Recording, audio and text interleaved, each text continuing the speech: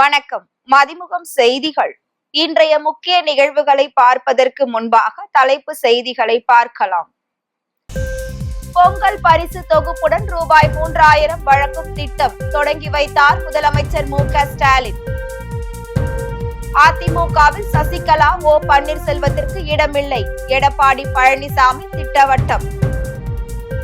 தகவல் தொழில்நுட்பத்தில் முன்னிலை வகிக்கும் தமிழ்நாடு, முதலமைச்சர் மு.க.ஸ்டாலின் பெருமிதம். தற்போது பெண்களும் போதைப் பொருளை பயன்படுத்த தொடங்கிவிட்டனர், மதிமுக பொதுச் செயலாளர் வைகோ வேதனை. தமிழகத்தில் இன்று 5 மாவட்டங்களில் கனமழை பெய்ய வாய்ப்பு, வானிலை ஆய்வு மையம் எச்சரிக்கை. பொங்கல் பரிசு தொகுப்புடன் ரூபாய் 3000 ரொக்கம் வழங்கும் திட்டத்தை முதலமைச்சர் மு.க.ஸ்டாலின் தொடங்கி வைத்தார். அரிசி குடும்ப அட்டைதாரர்களுக்கு 1 கிலோ பச்சரிசி, 1 கிலோ சர்க்கரை, முழு நீள கரும்பு ஆகியவை பொங்கல் பரிசு தொகுப்பாக வழங்கப்படும் என தமிழ்நாடு அரசு அறிவித்திருந்தது. மேலும் தமிழர் திருநாளான பொங்கல் பண்டிகையை மக்கள் மகிழ்ச்சியாக கொண்டாட ஏதுவாக 3000 ரூபாய் ரொக்கமாக வழங்கப்படும் என முதலமைச்சர் மு.க.ஸ்டாலின் அறிவித்திருந்தார். அதன்படி தமிழ்நாடு முழுவதும் சுமார் 2,22,00,000 அரிசி குடும்ப அட்டைதாரர்களுக்கு, இலங்கை தமிழர் மறுவாழ்வு முகாம்களில் வசிக்கும் குடும்பத்தினருக்கும் பொங்கல் பரிசு வழங்கப்பட உள்ளது. இதற்கான டோக்கன்கள் விநியோகிக்கும் பணிகள் நியாய விலை கடை ஊழியர்கள் மூலம் தீவிரமாக நடைபெற்று வருகின்றன. இந்நிலையில் 3000 ரூபாய் ரொக்கத்துடன் பொங்கல் பரிசு தொகுப்பு வழங்கும் பணிகளை சென்னை ஆலந்தூரில் முதலமைச்சர் மு.க.ஸ்டாலின் தொடங்கி வைத்தார். நியாய விலை கடைகளில் ஜனவரி 13ஆம் தேதி வரை பொங்கல் தொகுப்பு வழங்கப்படும் என்றும், ஞாயிற்றுக்கிழமைகளில் கூட பொங்கல் தொகுப்பை பெற்றுக் கொள்ளலாம் எனவும் தமிழ்நாடு அரசு தெரிவித்துள்ளது. மேலும் நியாய விலை கடைகள் மூலம் விலையில்லா வேட்டி சேலைகளும் அனைத்து குடும்ப அட்டைதாரர்களுக்கும் வழங்கப்பட உள்ளது. அதிமுகவில் ஓ பன்னீர்செல்வத்திற்கு இடமில்லை என எடப்பாடி பழனிசாமி திட்டவட்டமாக தெரிவித்துள்ளார். டெல்லியில் ஜனவரி 7ஆம் தேதி மாலை ஒன்றிய உள்துறை அமைச்சர் அமித்ஷாவை அதிமுக பொதுச் செயலாளர் எடப்பாடி பழனிசாமி சந்தித்து பேசினார். இந்நிலையில் டெல்லி விமான நிலையத்தில் செய்தியாளர்களை சந்தித்து பேசிய அவர், அதிமுக பாஜக கூட்டணியில் பாமக இணைந்தது குறித்து ஆலோசனை நடத்தியதாக தெரிவித்தார். மேலும் தேசிய ஜனநாயக கூட்டணிக்கு அதிமுக தான் தலைமை தாங்கும் எனவும் தெரிவித்தார். தொடர்ந்து அதிமுக கூட்டணிக்கு இன்னும் சில கட்சிகள் இணையும் என்று கூறிய அவர், சசிகலா, ஓபிஎஸ் சேர்வதற்கு வாய்ப்பு இல்லை என எடப்பாடி பழனிசாமி திட்டவட்டமாக தெரிவித்துள்ளார். சசிகலாவை அதிமுகவில் மீண்டும் சேர்க்கும் பேச்சுக்கே இடமில்லை, தமிழ்நாடு அரசியல் நிலவரம் குறித்து அமித்ஷா கேட்டறிந்தார் என எடப்பாடி பழனிசாமி தெரிவித்திருந்தார்.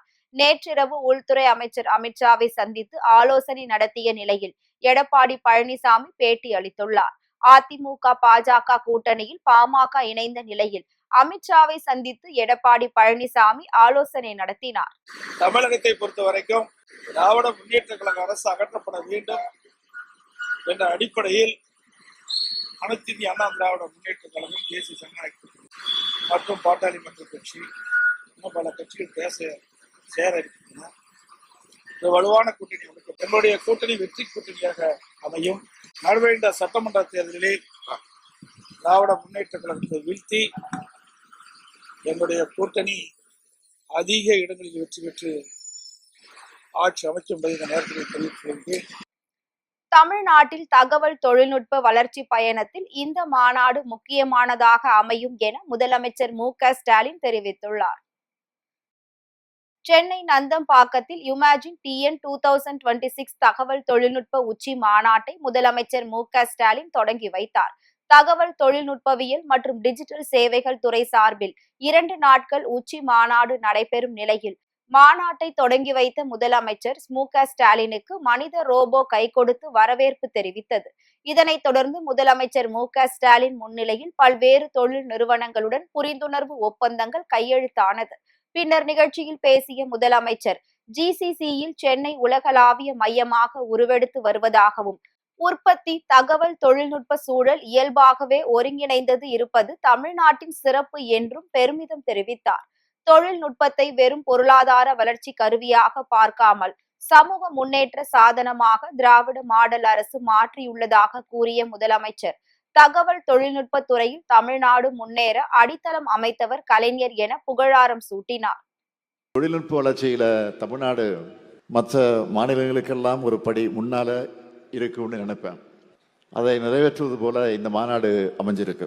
நவீனத்துவம் நோக்கிய பாய்ச்சல், சமூக சமநிலை, அனைவருக்குமான வளர்ச்சின்னு திராவிட மாடல் அரசின் தொலைநோக்கு பார்வையை பிரதிபலிக்கிற வகையில் இமேஜின் தமிழ்நாடு 2026 மாநாட்டை ஏற்பாடு செஞ்சிருக்க நம்முடைய மாண்புமிகு தகவல் தொழில்நுட்பம் மற்றும் டிஜிட்டல் சேவைகள் துறையினுடைய அமைச்சர் திரு பிடிஆர் பழனிவேல் அவர்களுக்கு என்னுடைய வாழ்த்துக்களையும் பாராட்டுக்களையும் நான் தெரிவிச்சுக்க விரும்புகிறேன். ஸ்டார்ட் அப் நிறுவனங்கள், பெருநிறுவனங்கள் மற்றும் நியோ டைடல் பார்க் போன்ற முயற்சிகள் மூலம் புதிய பொருளாதார வளர்ச்சி 2ஆம் மற்றும் 3ஆம் நிலை நகரங்களுக்கும் விரிவுபடுத்தப்பட்டிருக்கு. பெண்களும் தற்போது போதைப் பொருட்களை பயன்படுத்த தொடங்கிவிட்டதாக மதிமுக பொதுச் செயலாளர் வைகோ வேதனை தெரிவித்துள்ளார். போதைப் பொருள் ஒழிப்பு மற்றும் சமத்துவத்தை வலியுறுத்தி திருச்சியில் இருந்து மதிமுக பொதுச் செயலாளர் வைகோ சமத்துவ நடைப்பயணத்தை தொடங்கினார். தொடர்ந்து 7வது நாளாக மதிமுக பொதுச் செயலாளர் வைகோ தனது நடைப்பயணத்தை மேற்கொண்டு வருகிறார். அவருடன் 500க்கும் மேற்பட்டோர் பதாகைகளை ஏந்தியவாறு கலந்து கொண்டு நடைப்பயணம் மேற்கொண்டு வருகின்றனர்.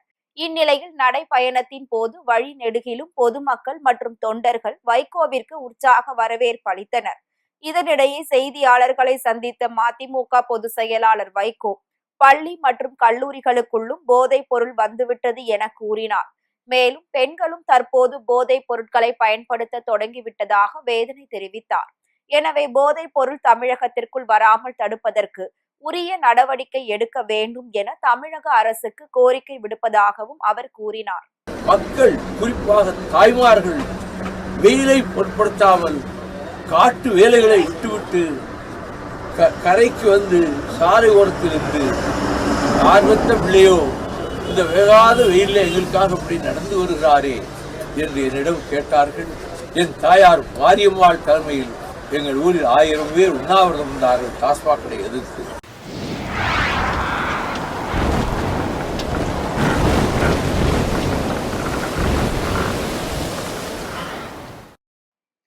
தமிழகத்தில் இன்று 5 மாவட்டங்களில் கனமழை பெய்ய வாய்ப்புள்ளதாக வானிலை ஆய்வு மையம் எச்சரிக்கை விடுத்துள்ளது.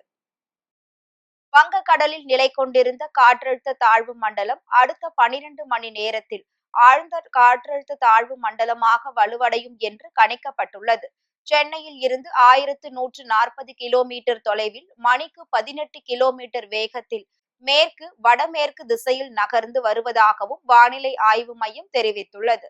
இந்நிலையில் ஜனவரி 8ஆம் தேதி ராமநாதபுரம், புதுக்கோட்டை, தஞ்சை, திருவாரூர், நாகை ஆகிய மாவட்டங்களில் ஓரிரு இடங்களில் கனமழைக்கு வாய்ப்புள்ளதாக கணிக்கப்பட்டுள்ளது. அதேபோல் ஜனவரி 9ஆம் தேதி திருவாரூர், நாகை மாவட்டங்களில் மிக கனமழையும், ராமநாதபுரம், புதுக்கோட்டை, தஞ்சை, மயிலாடுதுறை, கடலூரில் கனமழையும் பெய்ய வாய்ப்புள்ளதாக தெரிவிக்கப்பட்டுள்ளது. மேலும் வரும் 10ஆம் தேதி மயிலாடுதுறை, நாகை, திருவாரூர், கடலூரில் மிக கனமழையும், புதுக்கோட்டை, தஞ்சை, அரியலூர், விழுப்புரம், கள்ளக்குறிச்சி, செங்கல்பட்டு, சென்னை மற்றும் காஞ்சிபுரத்தில் கனமழையும் பெய்ய வாய்ப்புள்ளதாக வானிலை ஆய்வு மையம் கணித்துள்ளது. பொங்கல் பண்டிகையை முன்னிட்டு மேலும் 10 சிறப்பு ரயில்கள் இயக்கப்பட உள்ளதாக ரயில்வே துறை அறிவித்துள்ள நிலையில் டிக்கெட் முன்பதிவு தொடங்கியுள்ளது. தமிழர் திருநாளான பொங்கல் பண்டிகை ஜனவரி 15ஆம் தேதி கொண்டாடப்படுகிறது. இதனை முன்னிட்டு வழக்கமாக இயக்கப்படும் ரயில்களில் முன்பதிவு முடிந்துவிட்ட நிலையில் சிறப்பு ரயில்களை அறிவித்திருந்தது. இந்நிலையில் மேலும் 10 கூடுதல் சிறப்பு ரயில்கள் பொங்கலை ஒட்டி இயக்கப்படும் என தெற்கு ரயில்வே அறிவித்துள்ளது. சென்னை சென்ட்ரலில் இருந்து வரும் 12, 19 ஆகிய தேதிகளில் இரவு 11:50 மணிக்கு சிறப்பு ரயில் புறப்பட்டு மறுநாள் நண்பகல் 12:15 மணிக்கு தூத்துக்குடியை வந்தடைய உள்ளது. மறுமார்க்கத்தில் தூத்துக்குடியில் இருந்து ஜனவரி 13, 20 ஆகிய தேதிகளில் மாலை 5:50 மணிக்கு சிறப்பு ரயில் சென்னை சென்ட்ரலுக்கு புறப்பட உள்ளது. இதில் போத்தனூர், சென்ட்ரல் போத்தனூர் இடையிலான சிறப்பு ரயில்களுக்கான முன்பதிவு தொடங்கிய நிலையில் மற்ற ரயில்களுக்கு டிக்கெட் முன்பதிவு இன்று காலை 8 மணிக்கு தொடங்கியுள்ளது. வரும் 17ஆம் தேதி உலக புகழ்பெற்ற அலங்காநல்லூர் ஜல்லிக்கட்டு போட்டியை முதலமைச்சர் மு.க. ஸ்டாலின் தொடங்கி வைக்கிறார் என அமைச்சர் பி. மூர்த்தி தெரிவித்துள்ளார். உலக புகழ்பெற்ற அலங்காநல்லூர் ஜல்லிக்கட்டு போட்டிக்கான முகூர்த்த கால் நடும் விழா அலங்காநல்லூரில் நடைபெற்றது. இதனை வணிக வரி மற்றும் பத்திரப்பதிவுத்துறை அமைச்சர் பி. மூர்த்தி தொடங்கி வைத்தார். அப்போது மாவட்ட ஆட்சியர் பிரவீன்குமார், எம்எல்ஏ வெங்கடேசன் உள்ளிட்டோர் உடன் இருந்தனர். இதனை அடுத்து செய்தியாளர்களை சந்தித்த அமைச்சர் பி. மூர்த்தி, தமிழர்களின் பாரம்பரியமான உலக புகழ் பெற்ற அலங்காநல்லூர் ஜல்லிக்கட்டு போட்டிக்கான பணிகள் தொடங்கப்பட்டுள்ளது எனவும், நிச்சயமாக கடந்த ஆண்டை விட இந்த ஆண்டு மிக சிறப்பாக அலங்காநல்லூர் ஜல்லிக்கட்டு நடைபெற இருக்கிறது எனவும் கூறினார். மேலும் இந்த அலங்காநல்லூர் ஜல்லிக்கட்டு போட்டியை வரும் 17ஆம் தேதி முதல்வர் மு. க. ஸ்டாலின் நேரில் தொடங்கி வைக்கிறார் என அவர் தெரிவித்தார். பாலமேடு ஜல்லிக்கட்டு போட்டியை வரும் 16ஆம் தேதி துணை முதலமைச்சர் உதயநிதி ஸ்டாலின் தொடங்கி வைக்கிறார் எனவும் அவர் கூறினார். நம்முடைய தமிழகத்தினுடைய முதல்வர் திராவிட மாடல் ஆட்சி செய்து கொண்டிருக்கக்கூடிய